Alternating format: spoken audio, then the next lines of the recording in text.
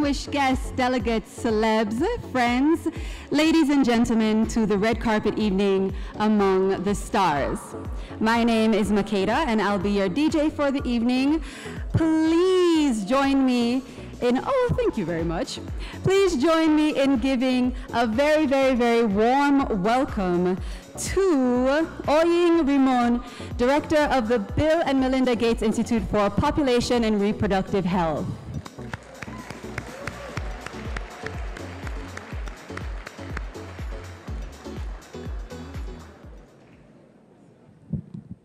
Good evening to all of you. Did you pass by the paparazzi outside? No? Yes? Okay. So let's have fun. We work hard, but there's also time for fun.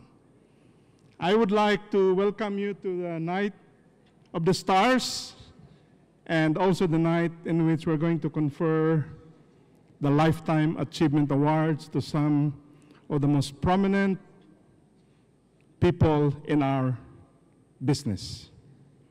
So since I'm not much of a speaker, I would just like to welcome our Master of Ceremonies and host for the evening, the famous Yvonne Chaka Chaka. Please come to the stage.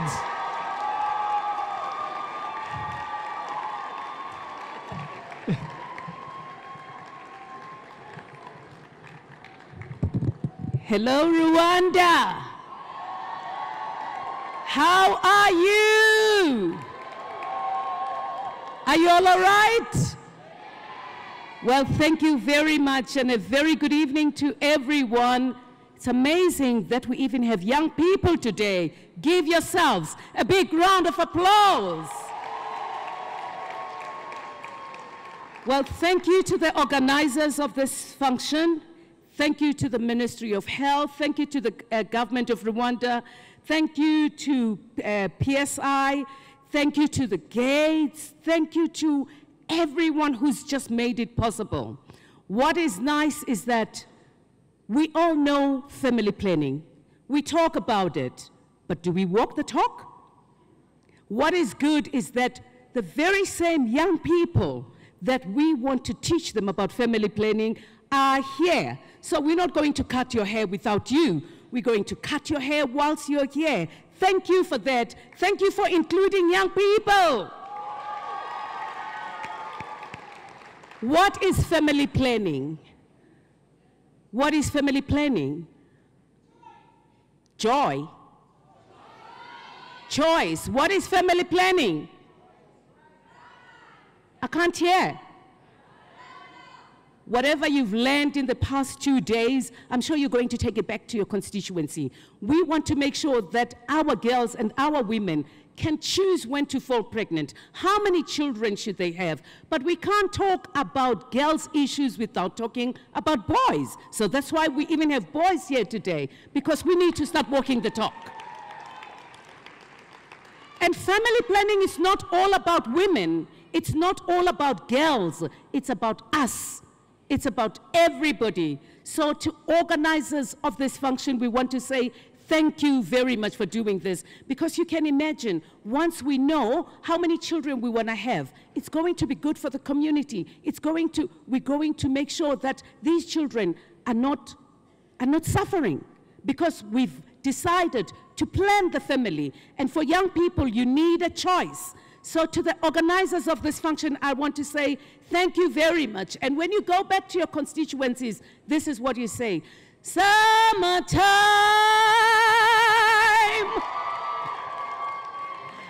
and the living is easy.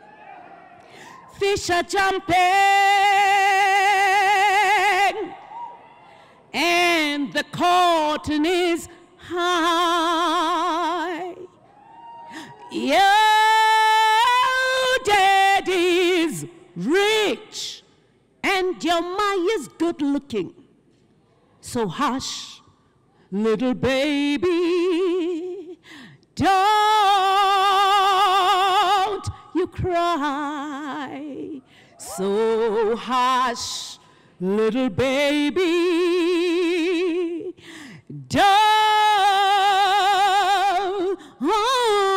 don't you cry. But I'm going to give you somebody very important. Next on stage is going to be Navani. Navani is a musician who is a part-time Sri Lanka Tamil diaspora in Canada. To raise awareness of human trafficking, today she's going to perform in Tamil a song called Malika. Please give Navani a big round of applause. Let's start.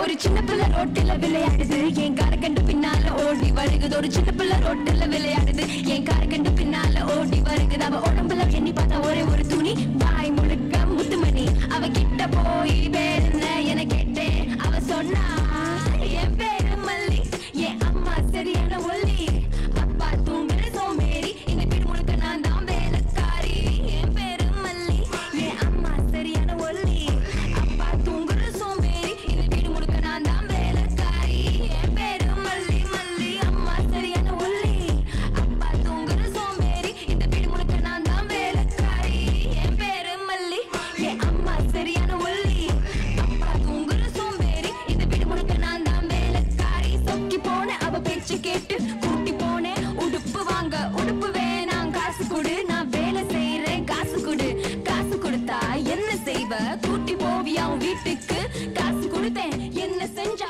கூட்டி போன அவ வீட்டுக்கு அது விடியல ஒரு சின்ன ஒழுங்கு அவ அம்மா எல்லாம் இழந்து அது விடியல ஒரு சின்ன ஒழுங்கு அவ அம்மா எல்லாம் இழந்து பேசவும் வழியில பார்க்கவும் முடியல கையோ மரக்கட்ட காலோ அவக்கில பேசவும் வழியில பார்க்கவும் முடியல கையோ மரக்கட்ட காலோ அவக்கில ஷெல் அடிக்கிறாங்க எந்தாங்கோ மல்லி விலவும் தூக்கிக்கிட்டு ஓடினேங்கோ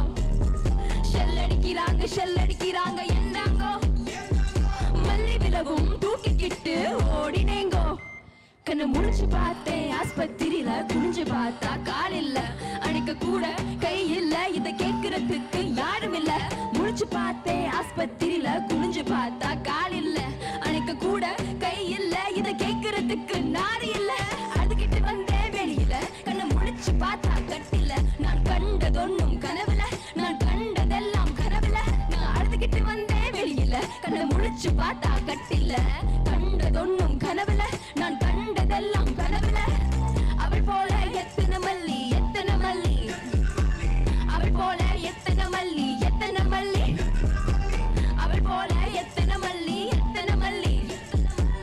அவள் போல எத்தனை மல்லி உலகத்துல அவள் பேரு மல்லி அவ அம்மா சரியான ஒல்லி அப்பா தூங்குற சோம்பேறி இந்த வீடு முழுக்க அவள் நான் வேலைக்காரி அவள் பேரு மல்லி அவள் அம்மா சரியான ஒல்லி அப்பா தூங்குற சோம்பேறி இந்த வீடு முழுக்க அவள் நான் வேலைக்காரி என் பேரு மல்லி என் அம்மா சரியான ஒல்லி அப்பா தூங்குற சோம்பேறி இந்த வீடு முழுக்க நான் தான் வேலைக்காரி என் பேரு மல்லி அம்மா சரியான ஒல்லி அப்பா தூங்குற சோம்பேறி இந்த வீடு முழுக்க நான் தான் வேலைக்காரி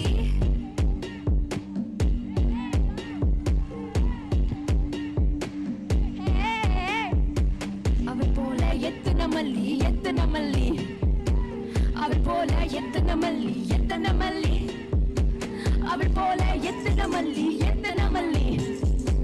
அவள் போல எத்தனை மல்லி உலகத்துல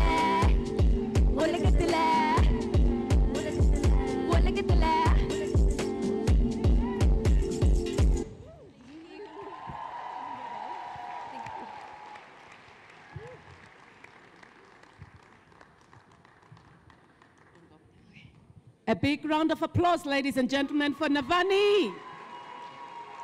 Can you tell the people what the song meant? This song is about human trafficking. So it's a story about a little girl named Malika. Actually, I wrote this song when I was 15 years old. I dreamt about this whole story, and that was my first song. A big round of applause. Thank you very much. A big hand for Navani. Thank you. Thank you. Well, we're moving on, ladies and gentlemen. It is a great evening, and you all look beautiful. I'd also like to acknowledge our Minister of Health from Rwanda. This means political will. Please rise, Minister.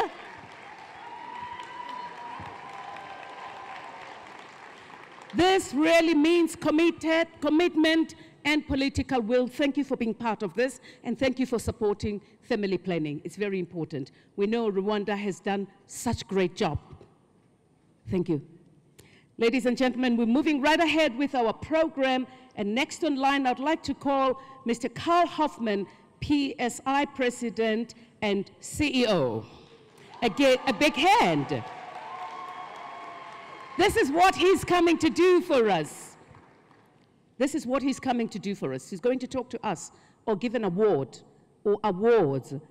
The future is female. That is the future.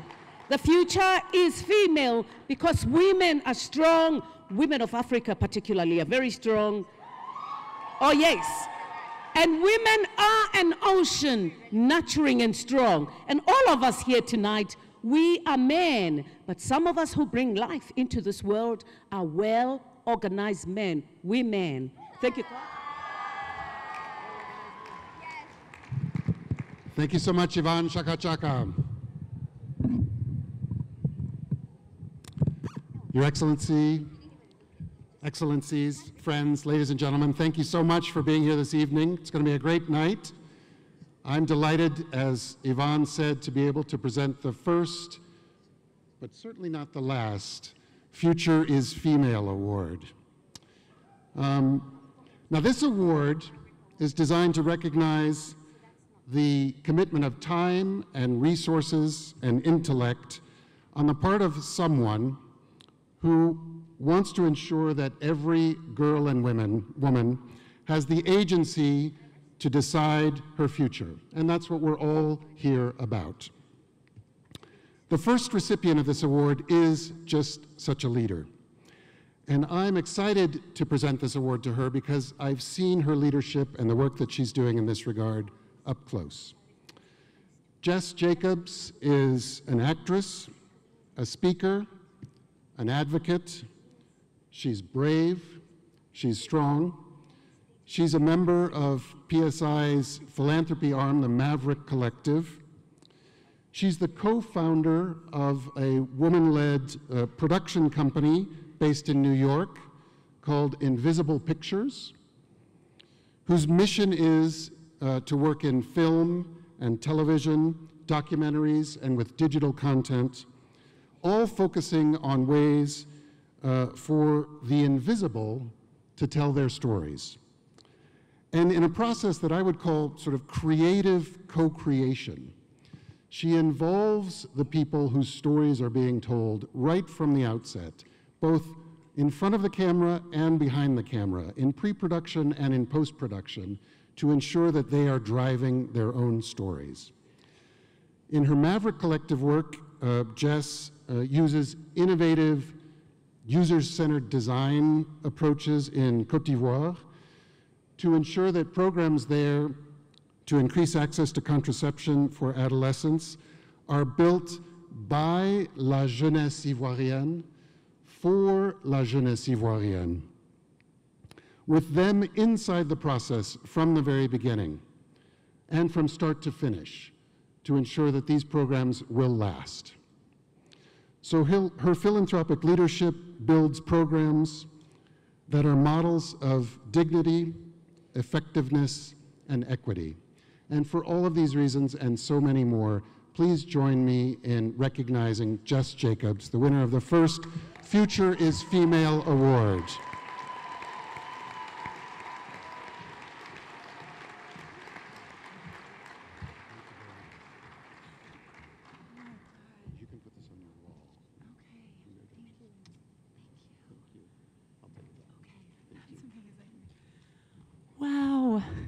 Thank you. It's sort of crazy to be here because when I first got the phone call from the incredible team at PSI, the first thing that I did was sort of the thing that happens like when somebody waves in your direction and you're like, oh, me? Because when I first started realizing how committed I was to sexual and reproductive health work, the only thing that I had in my toolbox was my story, was my own experience with reproductive health as a teenager. I was a sophomore in college. I had enormous ambition and my whole life ahead of me, and I missed my period. The adolescent mindset is that these things happen, sure, but they happen to other people. They don't happen to me. And yet, here I was. I was 19, a little scared, needing support that I didn't think that I had. And I had a million questions, even when I knew that terminating my pregnancy was the right choice for me. And I did. But I held the stigma associated with that choice for years, until I finally told my mother. And for the first time, she confided in me that she too had had an abortion, also as a teenager. And it became so clear to me in that moment how important it is to normalize the conversation about reproductive health. Thank you. Because we're not alone. So I carried my story with me for another year and into a conversation with my father about the changing political landscape that we're seeing in the United States. But the further that we got into it, the more I felt the reality that our bodies and our futures are not about politics. They're about health, and they're about potential. I said to him, without choice, the woman that is standing in front of you, the woman that I want to be, she wouldn't be here. Every girl should get to grow up to be the woman that she wants to be. And I have chosen this fight so that no other woman or girl has to experience shame or fear or barriers to access to basic health care. When we talk about empowerment for women and for girls, how could we start anywhere except for our own bodies?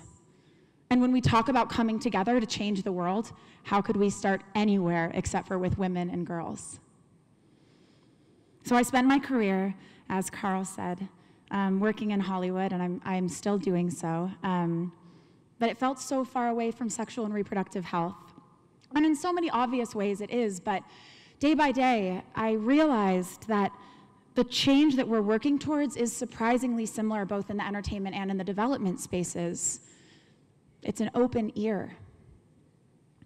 The more often decision makers listen to constituent voices, the more impactful the work is. In Hollywood, that means shifting from diversity, which is sometimes it's a buzzword which can present as progress, but can be tokenism or sometimes exploitation, to authenticity. And Invisible Pictures is doing this by putting people at the center of their own stories. Likewise, we're seeing a massive refocus in the global sexual and reproductive health work towards participatory practices, towards human and user-centered design, towards putting youth at the center. And through this, we're seeing more effective and efficient development processes and programs. And in both cases, it's an approach which mandates nothing about us without us.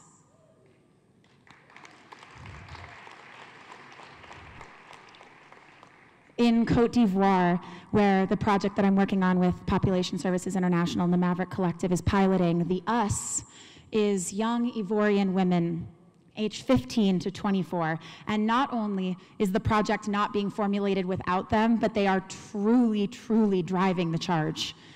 Claudia, our project manager, is a 26-year-old Ivorian woman.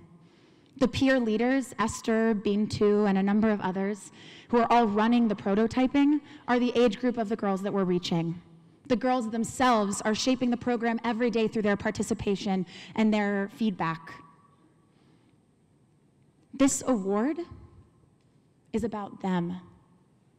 They are the future of Côte d'Ivoire, the future generation of women that will teach and raise the future generation of young people, the future generation of our global community. So, thank you from the bottom of my heart for this Future is Female Award, and especially for all the young women leading the charge in Côte d'Ivoire.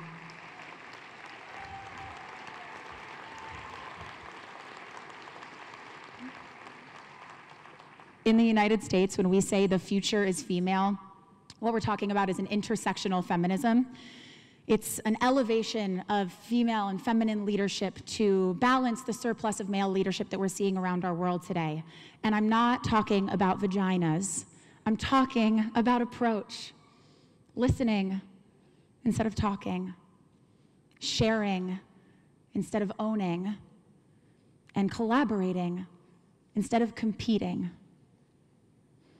We all have those traits within us.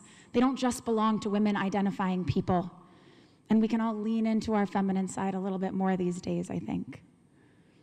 So maybe right now, especially at ICFP 2018, we can see that we, all of us, we're not the future. We are right now. Thank you.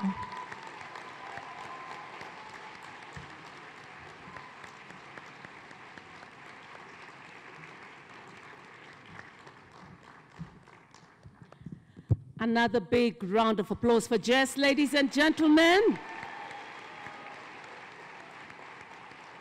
She is amazing, and I know there's so many young people like you who do the same good work there. Bravo to all of you. Thank you, Carl. Thank you, Carl, for doing this for us. And Jess, this is just the beginning of good things to come. Let's continue. Let's support our young people. Let's empower our young people, because yes, they may be the future, but they are the generation that needs to be empowered right now. Nothing for us without us.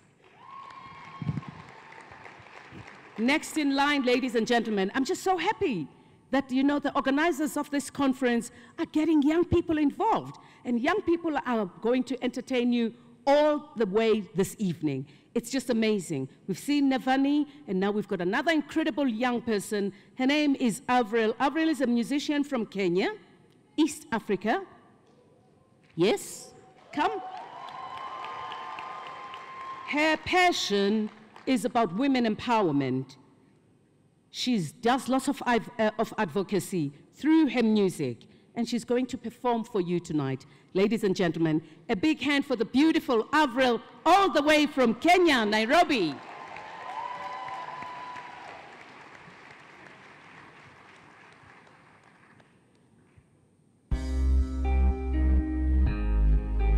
This is a gentle reminder to every woman here that you are powerful. You are fire. I'm just that chick. I work hard for what I got, that chick. Miss Independent, I go hard, that chick. I swaga kwa wingi, bali mimi siringi. Mola anibariki.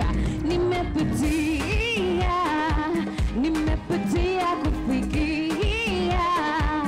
Hapa nipo asilimia. Can't nobody bring me down, no, nobody bring me down.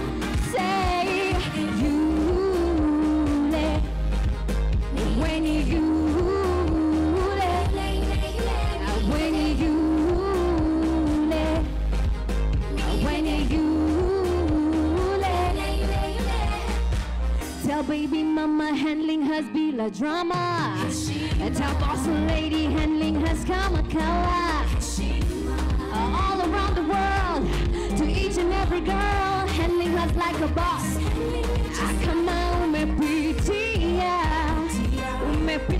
kufikia, pale upo asilimia.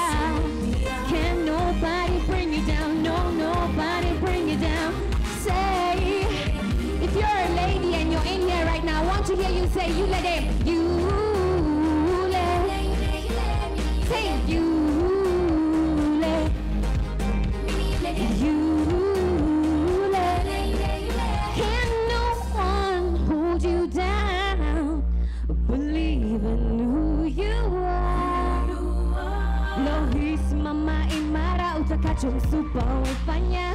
Ukiamini when you let them sing you. Oh, I'm speaking in Swahili, by the way. You let. When you let, you let. When you let. When you let, you let. When you let, you let. When you let, you let. Do we have strong women in the house? Do we have men who support strong women in the house? I want to hear you say, when you let, you let, when you let, when you let, you let, when you let, you let, when you let, you let, when you let, when you let, you let. Tell that woman. When you let, you let, you let, when you let them, when you let them, when you let them, when you let them. You let, when you let, when you let, when you let, when you let, when you let, when you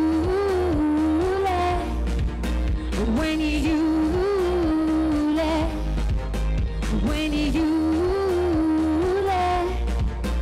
when you let, when you let, when you let, when you let.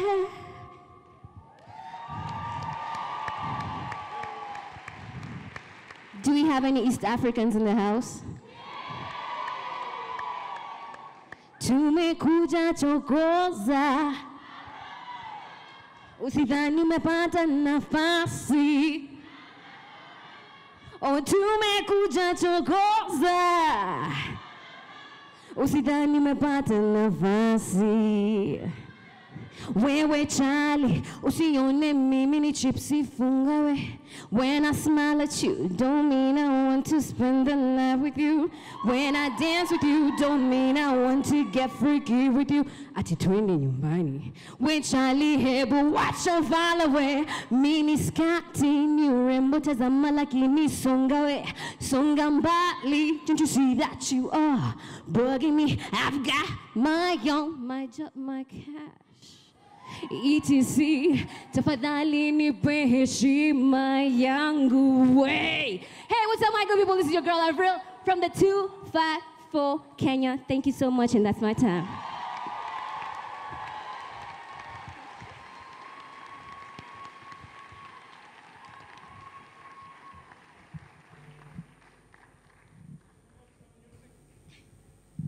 Can we have some music, please, so I can dance?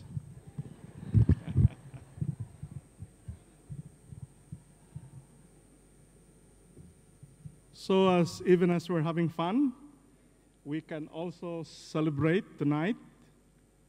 We have the inaugural Lifetime Achievement Awards.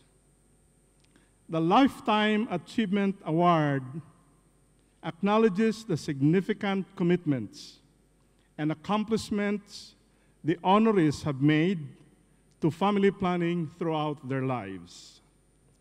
These honorees have inspired others to take action on pressing issues, creating lasting positive change for women, families, communities, countries around the world, symbolizing the lifetime returns and investment that family planning provides at many levels and sectors of society.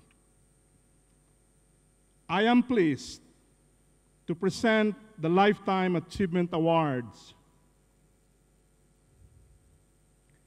William H. Gates Sr., whose early support for family planning and reproductive health has been essential to alleviating global inequalities in health and wealth. His vision to reinvigorate the family planning field and invest in the best and the brightest young talents has proven prescient many times over. His commitment spans decades, from serving on the board of Planned Parenthood Washington to investing in the establishment of the Bill and Melinda Gates Institute at the Bloomberg School of Public Health at Johns Hopkins University, and championing of family planning and reproductive health as a trustee of the Bill and Melinda Gates Foundation. We call him Papa Bill with love, has been a leading voice across many endeavors that have increased family planning access and improved reproductive health for women and men, communities, and countries throughout the world. We have a special video about Papa Bill. Can we play it, please? Bill Sr. is a giant of a man, and I mean that both physically and philosophically. He's tall. You know, he's so tall. My first impression is he's very tall. He's like 6'6". Bill Sr. is a caring man. He's unflappable as far as I can tell. I was impressed with him from the very beginning. He's always intently interested in what you have to say. The idea that this man that knew as much as he did about family planning wanted to learn more.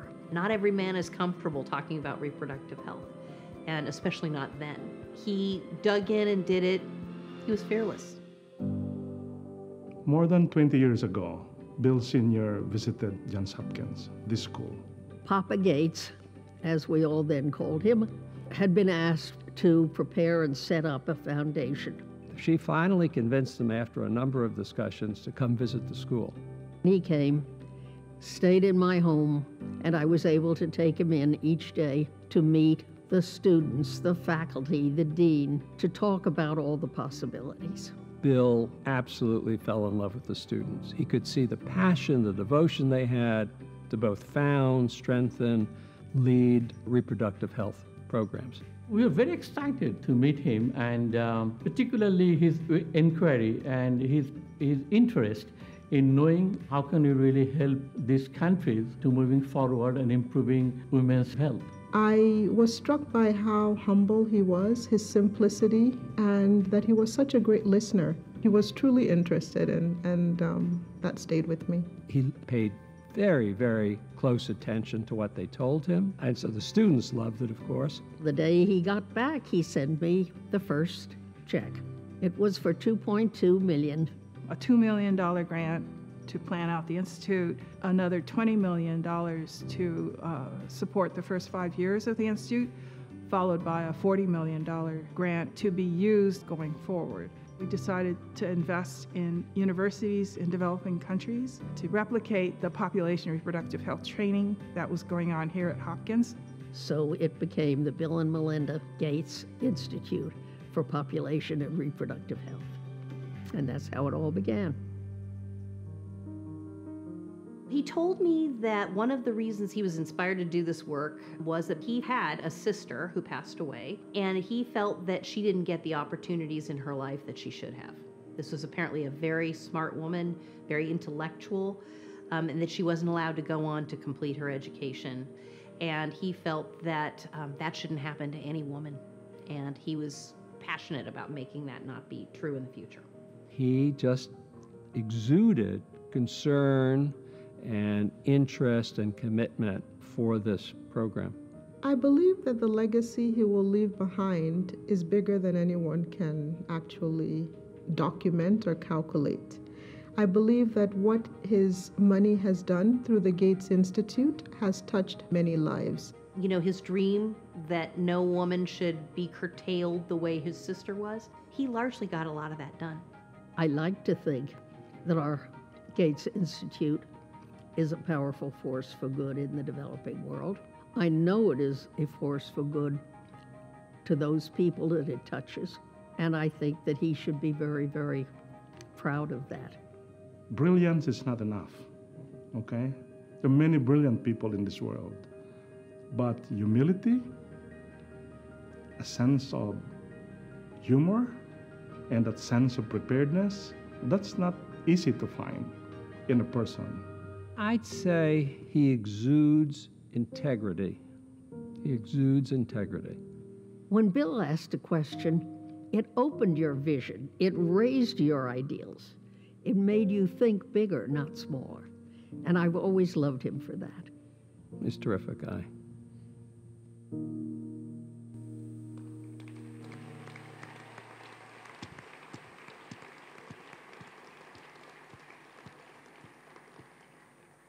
May I call on the Honorable Minister of Health, Dian Gashumbap, to come on stage. And please, Dr. Ellen Mackenzie, the Dean of the Bloomberg School, please join me on stage.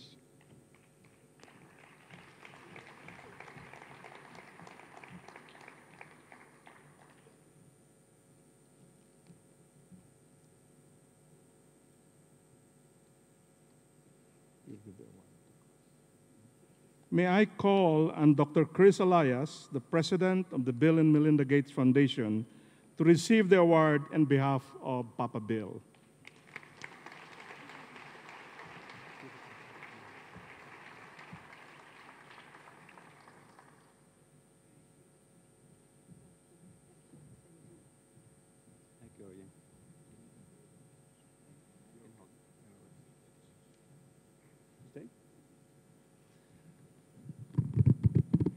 Let me start by expressing a heartfelt thanks on behalf of Bill Sr. and the entire Gates family for this incredible award.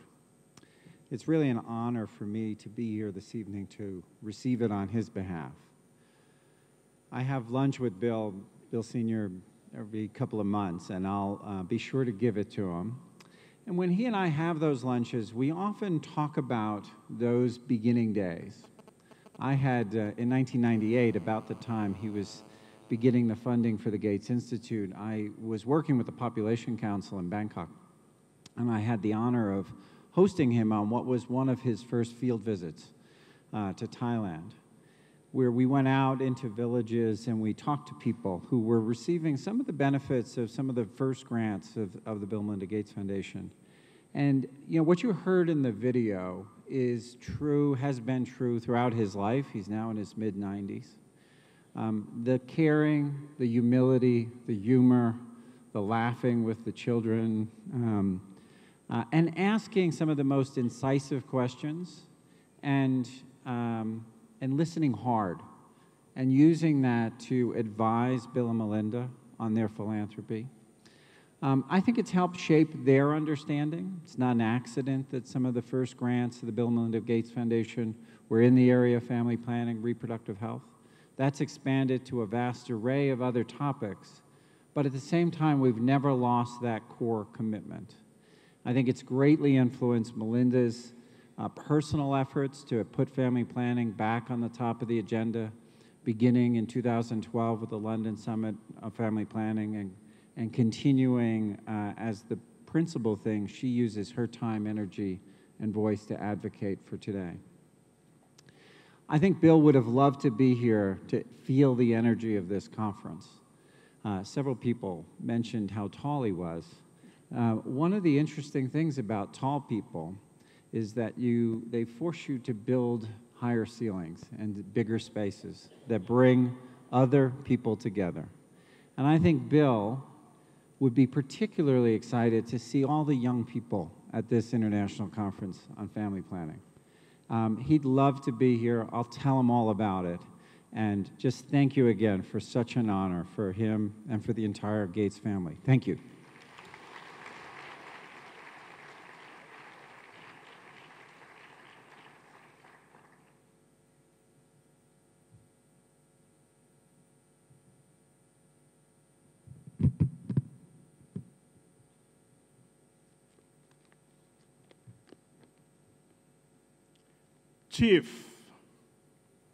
Chief Grace Ebon Delano is a veteran midwife who has worked in reproductive health and family planning for over 55 years in Nigeria. An outstanding family planning champion, Grace began her career as a midwife in the 60s at the University College Hospital in Ibadan, Nigeria. Grace, I still remember the first time I visited you, which is still fresh in my mind.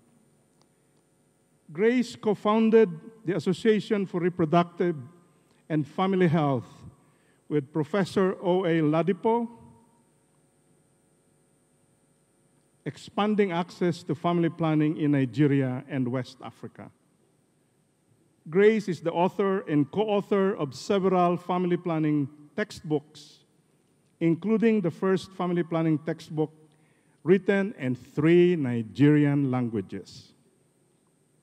She is a recipient of several awards, including the World Health Organization Sasakawa Prize for Health, together with Professor Ladipo.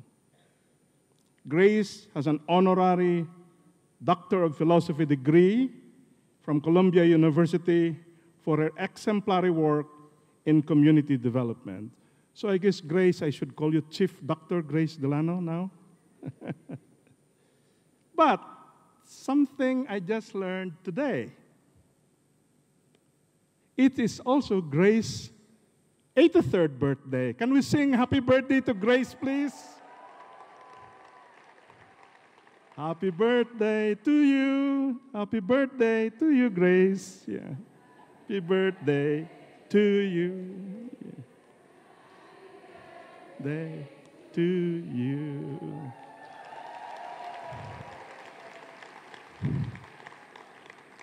May I call again on the Honorable Minister of Health and the Dean of the Bloomberg School of Public Health to please join me on stage. Yeah. Okay.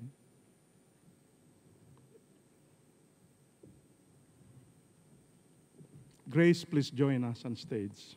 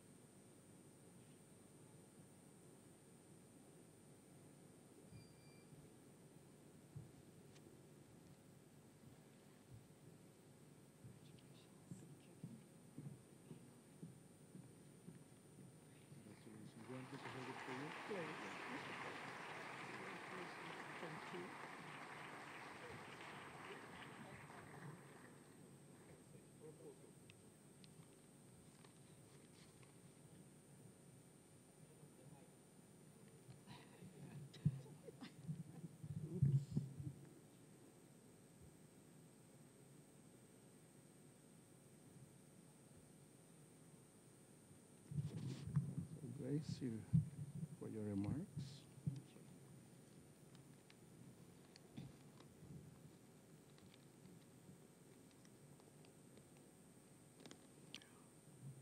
All protocols observed.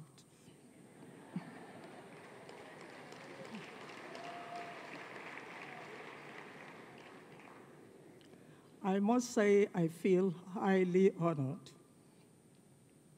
and elated to stand before this uncommon gathering to receive the Lifetime Achievement Award in family planning and, of course, in reproductive health as well.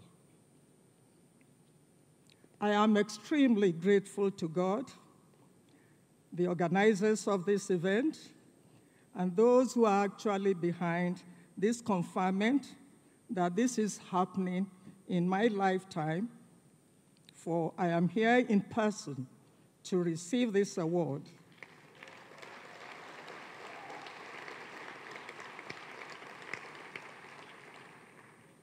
I consider the effort that has fetched me this award as a service to God and humanity, and not that of any personal glory. And I wish to dedicate this award to everyone who has been part and parcel of my little success that we have recorded so far. Among whom are late Professor Olushola Ojo, the first Nigerian obstetrician that actually established family planning in the country. Alan Rosenfield of Columbia University, who had the faith in us and decided to send the team to actually mentor us for what we have achieved so far. And of course, to Dr. Eugene Wise, who assisted him in assisting us to start the training of all nurses, doctors, and midwives. I therefore salute the courage and dedication, and of course the commitment of women and men in the rural communities, and of course the nurses, the midwives, and other health professionals, dead or alive, who made so much sacrifice by working with us at their personal risk to promote and offer family planning services at community level and at various clinics that we established. This, in actual fact, was a time when family planning was tabooed in Nigeria, and just a mention of it attracted violent reaction. Many of these individuals volunteered to be trained as community-based distributors, educators, promoters, peer educators, lending their hand to put an end to maternal death, teenage pregnancy, induced abortion that was rampant in those days. When I started working 55 years ago on family planning, never did I imagine that this moment like this will ever occur. I can only say I am extremely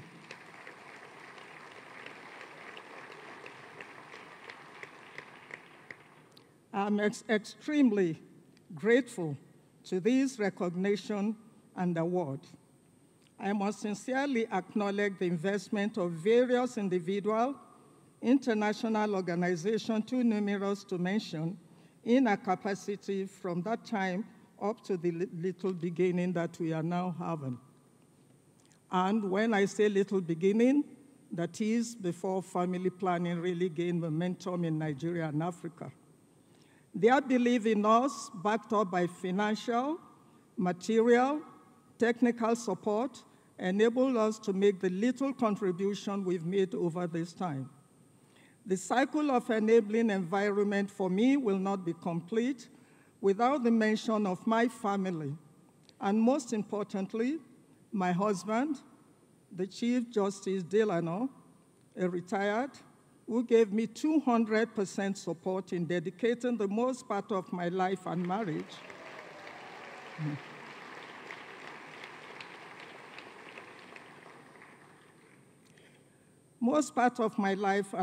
to family planning promotion, service delivery, advocacy, training, most especially in the rural areas.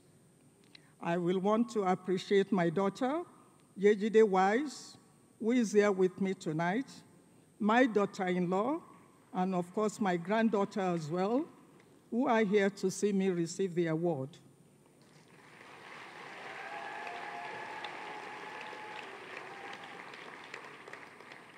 Finally, I commend my generation that made after us for sustaining this vision and making family planning a reproductive health to the height it has attained today. Permit me, therefore, to call on African leaders to do more by investing considerably in family planning and reproductive health to increase access of women and sexually active young girls as a response to high population growth and maternal mortality, and of course, teenage pregnancy in Africa. Once again, ladies and gentlemen, I really want to thank each and every one of you here present for contributing, I'm sure, in making sure that I receive this award. I promise that I will want to cherish this award forever, and I hope to pass my work over to the next generation. Thank you very much.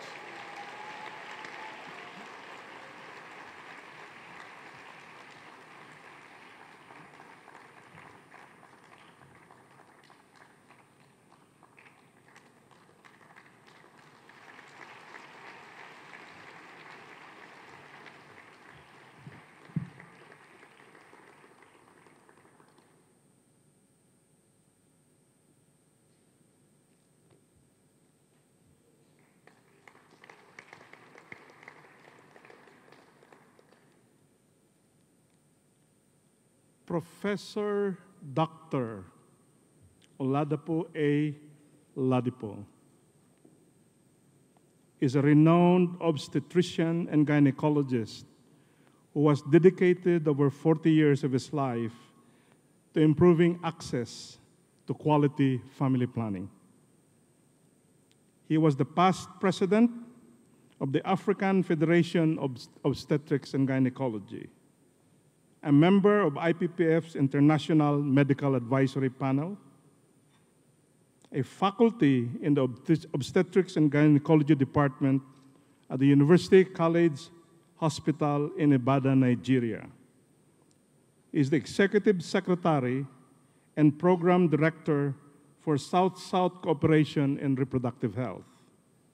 He is the founder of the Association for Reproductive Health and Family Health in Nigeria. He is a leader, mentor, technical advisor to so many local, state, and federal agencies in Nigeria. The very well-respected Professor Ladipo. I know I'm getting you on an exercise, Madam, but I would like to request again the Dean and the Minister to join me.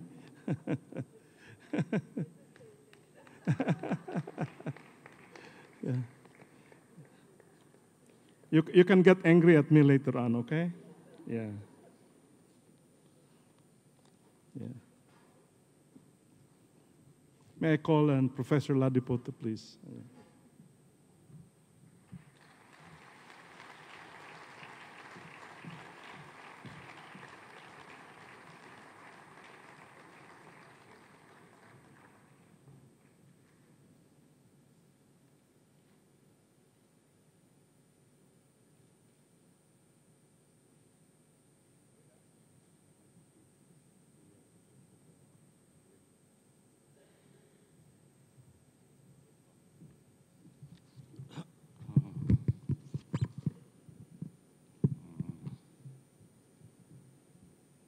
Your Excellencies here present, distinguished colleagues, distinguished participants, in particular the youths here present, who are the next generation, members of the media, ladies and gentlemen.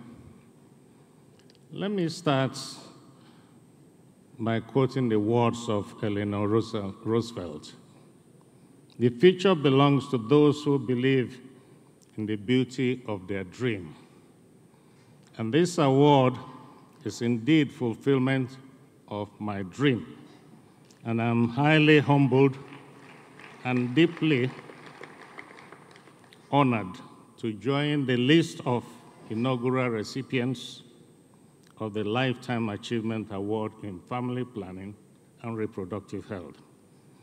It is indeed the best award at the pinnacle of my career, in partnership with another distinguished recipient who has been the pillar of the sexual and reproductive health in my former institution, Chief Mrs. Ebondelano.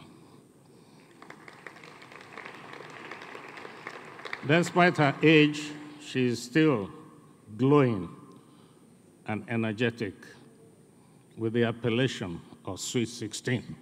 You will agree with me, she still looks like an adolescent. Let me also pay my respect and deep admiration to Bill and Melinda Gates Institute for population and reproductive health, and its dedicated and capable leadership, Oni Jose Raymond II. Until I had the opportunity in October 1973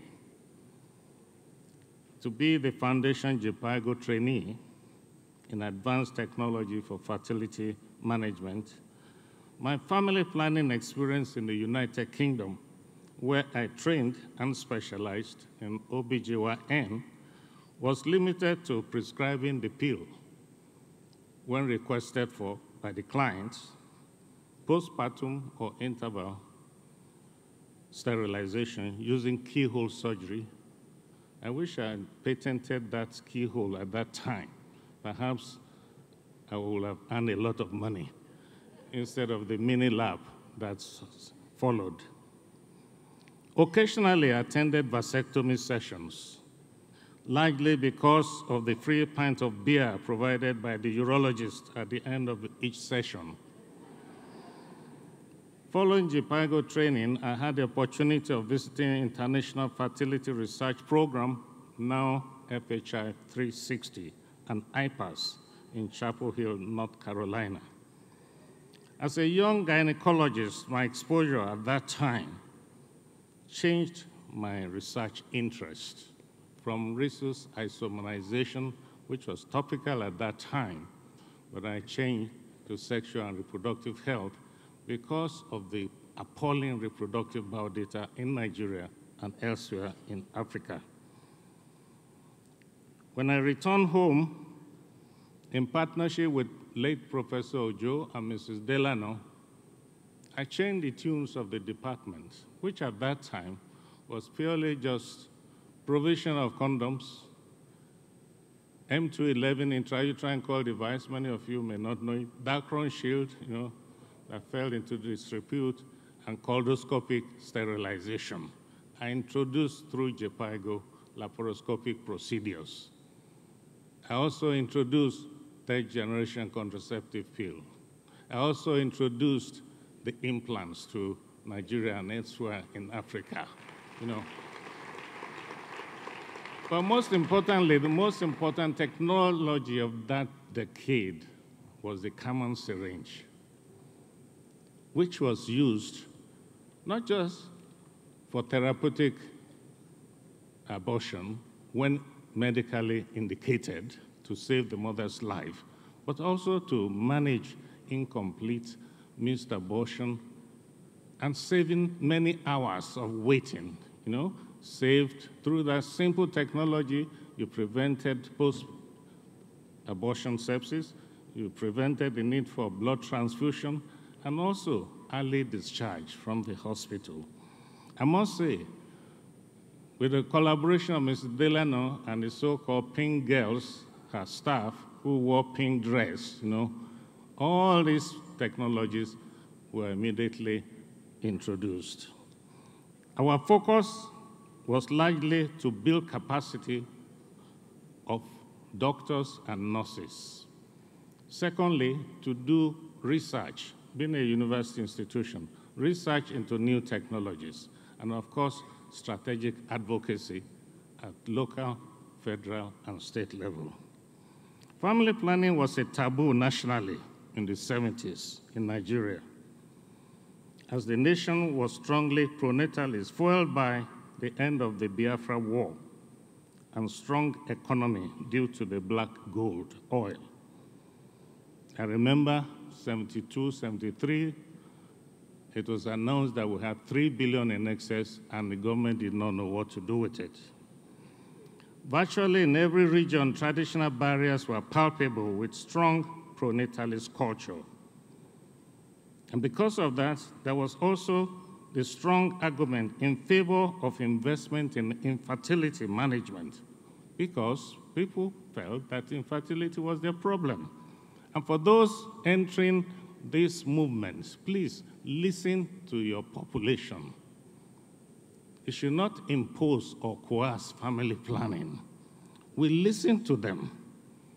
And with this low CPR, we decided on a concept of fertility continuum. High fertility at one end, low fertility at the other end. By sheer coincidence, the World Health Organization did a global study on epidemiology of infertility, and I coordinated for the Africa region. That study revealed that the major problem of infertility is infection. For women, tuber occlusion due to postpartum infection, post-induced abortion infection, sexually transmitted diseases. These problems can be prevented by barrier methods or use of contraceptive methods. Therefore, we decided in our fertility research units, we'll manage both too. There was wisdom in managing both infertility and high fertility. The resulting effect was that even those who were infertile who got pregnant became contraceptive users later on and champions for promoting family planning. That reduced the stigma and the cultural objection.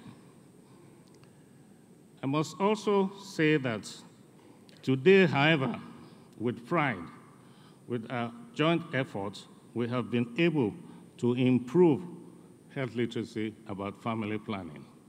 In the 70s, you could not talk about family planning above River Niger and Benue.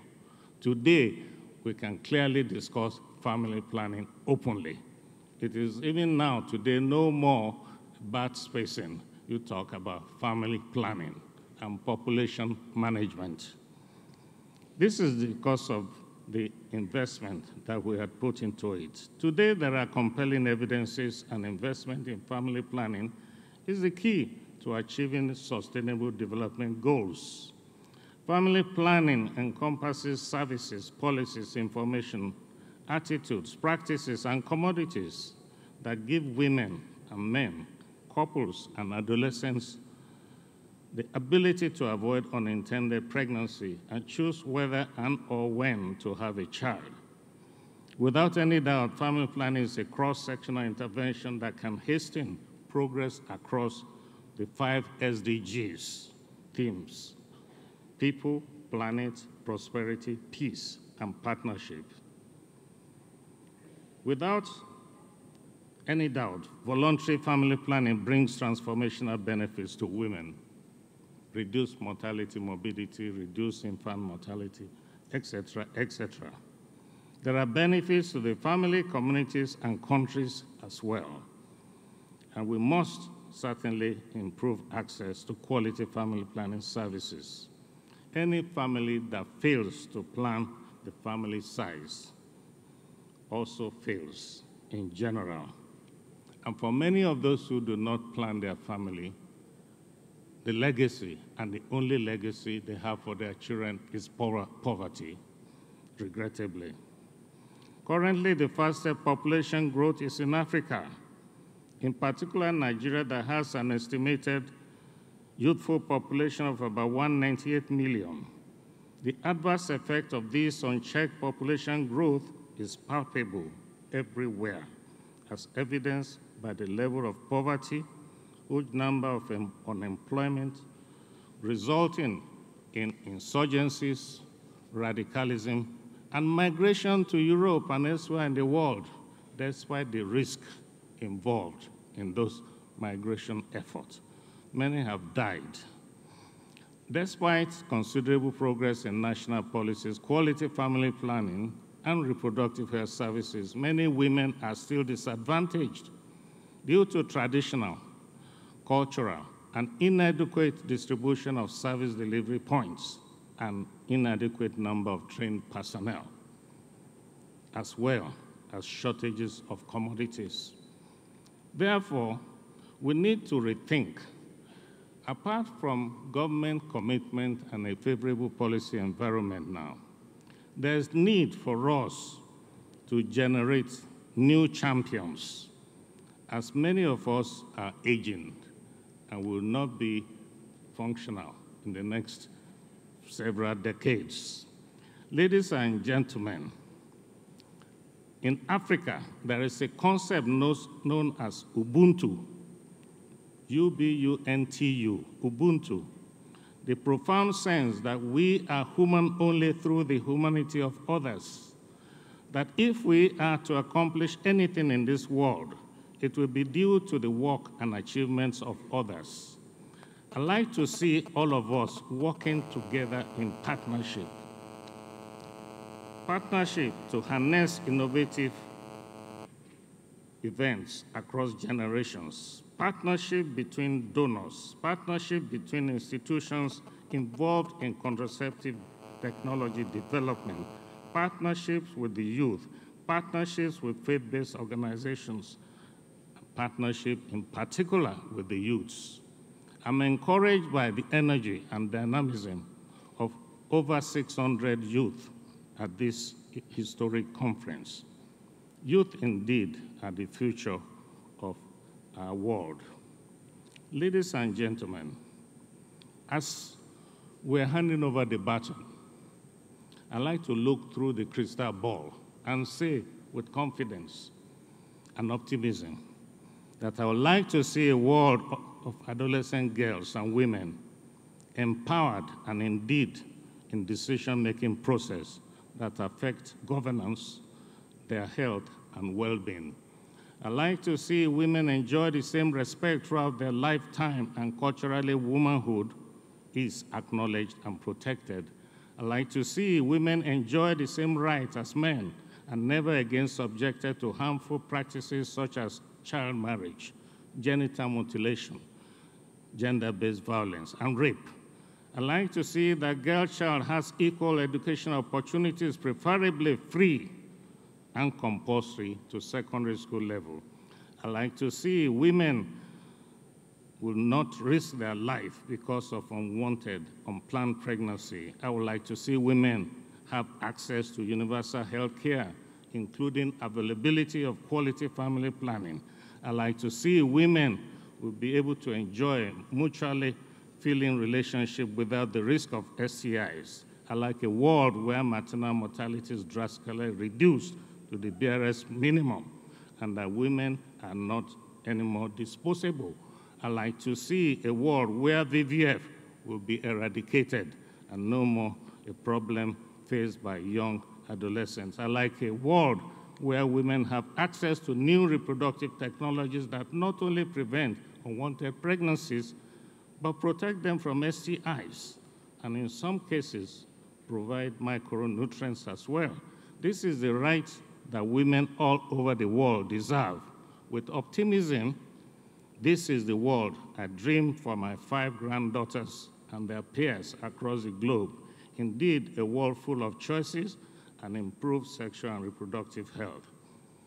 Ladies and gentlemen, I will not say much more than this, but I like to recognize the presence of my wife, who has been very patient all these years that I've been away. Thank you very much indeed. Thank you.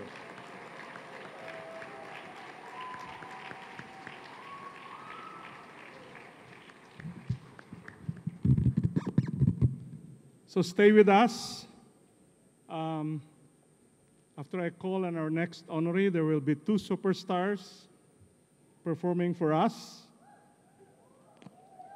Yes. After that, we will have Dancing Galore with PSI's Not Your Mama's After Party.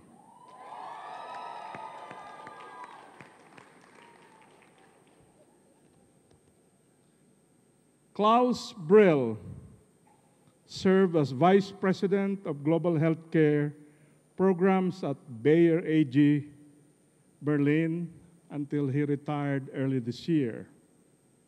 Mr. Brill realized early on the important role pharmaceutical companies can play in making family planning more accessible. His visionary work in the private sector for over 35 years has resulted in life-changing returns and investments for millions globally. Due to Dr. Brill's leadership, Bayer became the first pharmaceutical company to be accepted as a member of the Reproductive Health Supplies Coalition, of which he still serves in its executive committee. paving the way for other private sector companies to take action towards reaching Family Planning 2020 goals. Klaus' dedication to improving contraceptive technologies, as well as his contributions to the scientific community, have been crucial to advancements in family planning and reproductive health worldwide. Klaus represents the corporate sector for the Lifetime Achievement Award. Last request for the minister and my dean, please.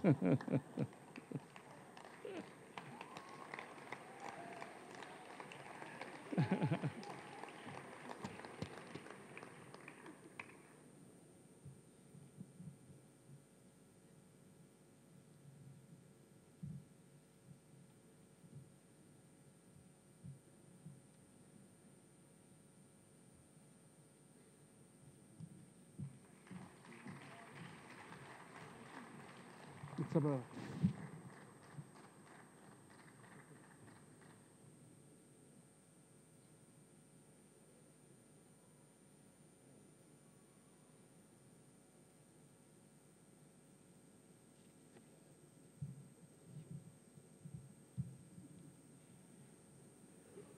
Hello, everybody. Good evening. Wow. To achieve such an award is overwhelming, and I feel pretty much honored. But honestly, I want to dedicate this award to all the people who have helped to improve family planning over the latest decades. These are my co-workers, my teams, my partners within the company or outside the company. There are so many fantastic organizations who have great ideas and to implement those ideas to accomplish a better world for girls in the developing countries. And I have to say, I am patient to work for the last 30 years in family planning, and I had the chance to work for companies who gave me freedom to operate and to make things which you may not expect pharmaceutical companies will do. Beyond what we have achieved, I think we have achieved big progress when you think about the big 3 A's: access, accessibility, and affordability. We made progress in providing modern contraceptive technologies to girls in need.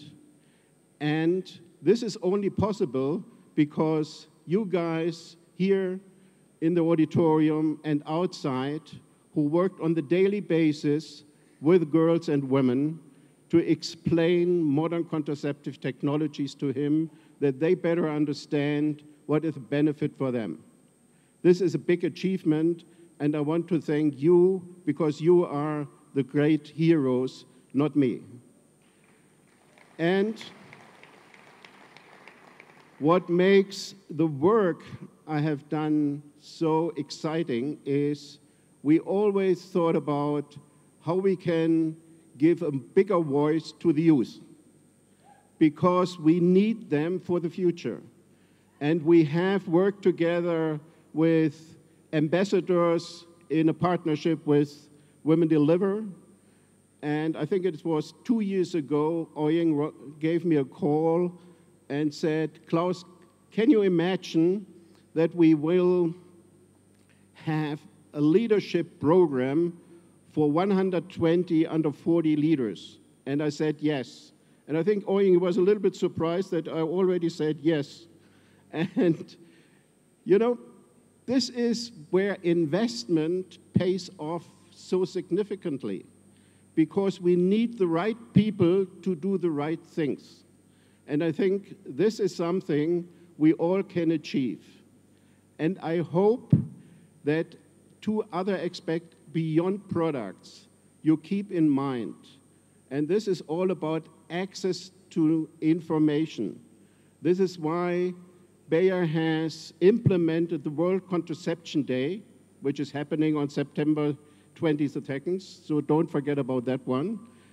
And the good news is that this year, we think about 3 million people will visit and have access to those information.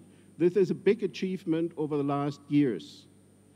And another wish I have, for the next conference, I hope more Ministry of Education will be here to learn and to see how important family planning is to educate young people.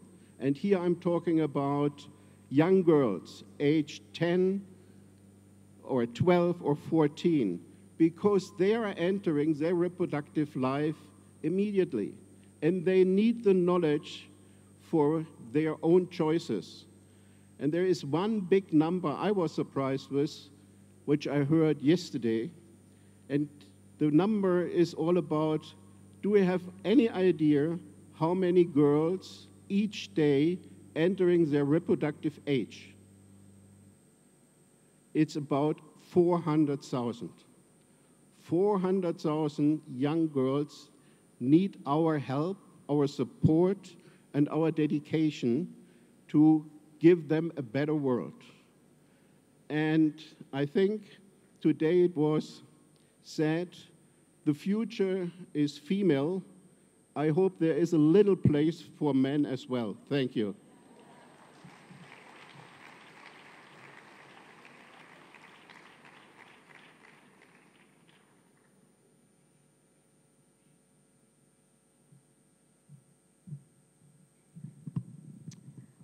All right, ladies and gentlemen, I want you to do me a big favor. Can our awardees please stand up? Can they rise?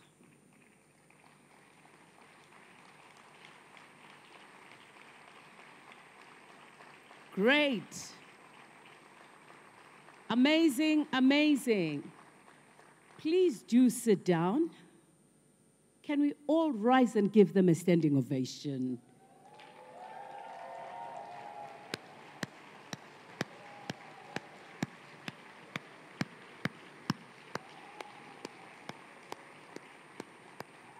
Oh, yes, thank you. Thank you very much. They deserve a big round of applause. They deserve a standing ovation.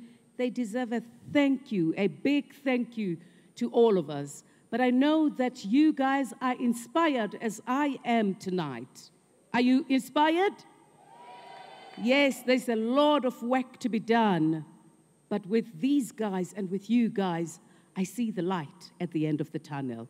We're just about to finish, and I'm going to call 2 young men who are just amazing.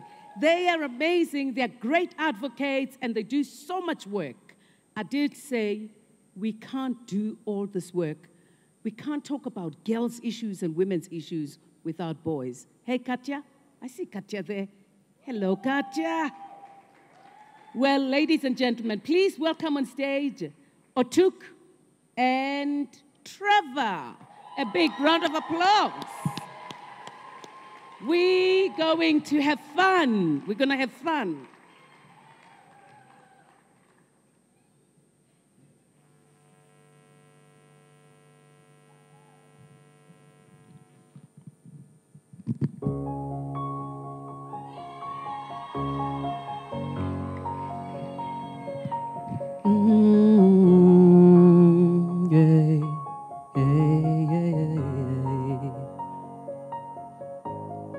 She wanna be a star, she wanna touch the sky. She wanna walk a little harder to be a number one. She says she wants to run, she says she wants to fight. She says she wants to lead the people to the light. And she wanna be a mama when the time is right. And she don't wanna miss the dance every Friday night. She let the world believe that it is possible. Oh, oh. If we let them be girls, as long as they deserve. And because it's the right, so we should keep up the fight to let them stay girls. We should let them be girls, as long as they deserve. And because it's the right, we should keep up the fight. Girls, yeah. She wants the best in life. She wants to save some lives. She wanna choose what she believes will make the best of her. She never wanna be down. She wanna stay around. She wanna take control of everything that meant for her. And she wanna be a mama when the time is right. And she don't wanna miss the dance every Friday night. She let the world believe that it is possible. Sing it, sing it. As long as they deserve. And because it's the right, we should keep up the fight to let them stay. Yeah, we should let them be, girl. Oh, as long as they deserve. And because it's the right, we should keep up the fight. Girls, yeah, yeah, yeah. Hey! I fight for the fight for the right to have rights. Mama couldn't keep on the lights, so she knew what I knew now. We'd be sleeping at night. From a preaching to preaching, we reaching new heights. See how I put it in the song? Give me something nice to be on. We be living life and beyond. Empowerment and life to be strong. Girls had a right to be wrong. Right? But they don't understand. Voicing for man and woman. I never had the world in my hand. No matter where you fly in your land. Canada, Uganda, Japan, it's all part of the plan. Raising the verse if our children converse. We chasing the birth, but we making it worse. Illegal doctors or illegal work. And our angels in danger get laid in the earth. We changing this now with the story we telling. We talking to Oprah, we talking to Ellen. Bill Gates is putting his money behind it. Keep moving forward, we never rewind it. Conversation is family planning. Contraceptives, we demanding. Education should be granted. And if you join us, to put your hands up right now. And I need you to do something with me. When I say family, you say planning. Family. Family. Family. Give it to we should let them be, girls. For how long? As long as they deserve. And because it's the right, we should keep up the fight. One more time, O2. We should let them be, girls. For how long? As long as they deserve. And because it's the right, we should keep up the fight.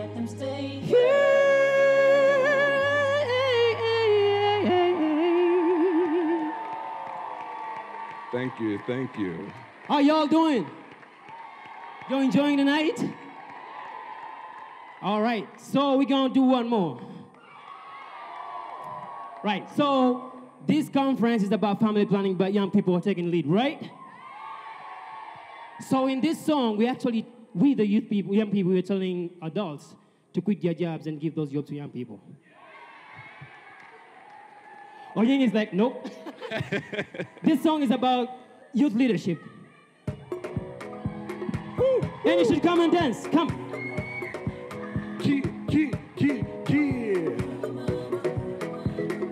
I need y'all to vibe on this one.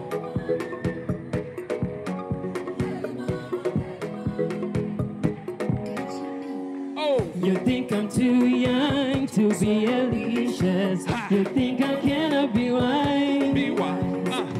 You think I'm too young to be a leader. You want to give me some time. I got the one in my hand and my future is right now. It's right now. I need the power to change, cause I know that it's my time. It's my time. Sing it to I'm young and alive. Young and alive. Why don't you invest in me? Young and alive. I want you to lead. Young and alive. And the leader I can be. I want you.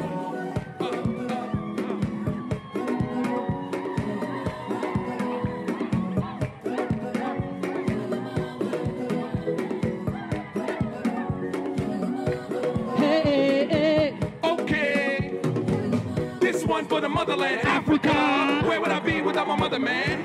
Keeping keeping us tight just like a rubber band. And she gave me life to give another hand. She invested in me, now I'm giving back. If they invested in us, then we'll give it back. Plenty more for the 54 on the map. We need peace and development. Why? They're making it harder for mothers and mamas, fathers and papas to raise up their daughters. We wish it falter, we wish it father. Accra, Rusha, Addis Ababa. Stop sending girls to the altar, they smarter. What? Talking about how she torture. Nutrition and agriculture. Big business inside the culture. Leaders are what we destined to be. Young and alive is the recipe. So invest in me, you get the best of me. And we can meet 17 SDGs. Young and alive. Young and alive. Young and alive. Young and alive. Young and alive. Young and alive. Young and alive.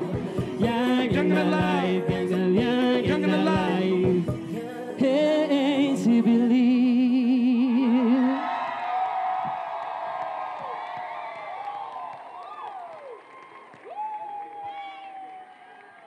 Thank you. Thank you. Thank you.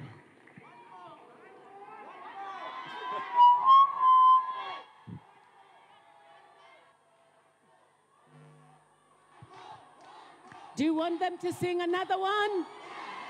Okay, guys, they must come back, should they? All right, ladies and gentlemen, thank you very much. This is the end of the evening. I'd like to thank all the organizers, thank all the youth, thank everybody, thank all our entertainers. And now we are going to Not Your Mama's after party.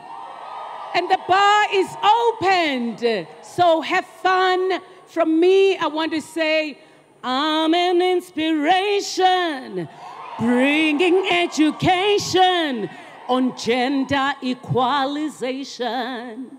So much sensation, feel the vibration, singing peace to the nation. I bring life to this earth, recognize my worth. Gomamina Gilikawe. Tomorrow is for my children. The future we can change. The world we will rearrange. I am courage, passion, efficiency. I'm a woman, well-organized man.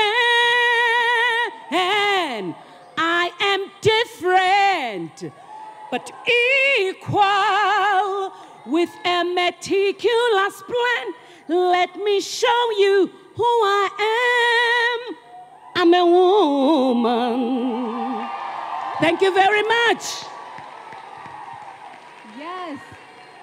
No, give it up again, please. That deserves another round of applause. And welcome to the Method Remix. As we already know, this is not your mama's after party. My name is Makeda. I'm a content creator. I'm a personality here in Kigali. But most importantly, I am your DJ for tonight. And I'm ready to have a good time. Are you guys ready to have a good time tonight? Your hosts for this evening are Population Services International, PSI, of course, and the HCD Exchange. Tonight, we're bringing together leaders in health and design who are working together to redefine healthcare for youth around the world. And there's so much more in store for this evening. So feel free to go grab something to eat, grab something to drink, and come back. The bar is open, and the drinks are actually free for the next 15 minutes. So are we ready to get this party started? Yes?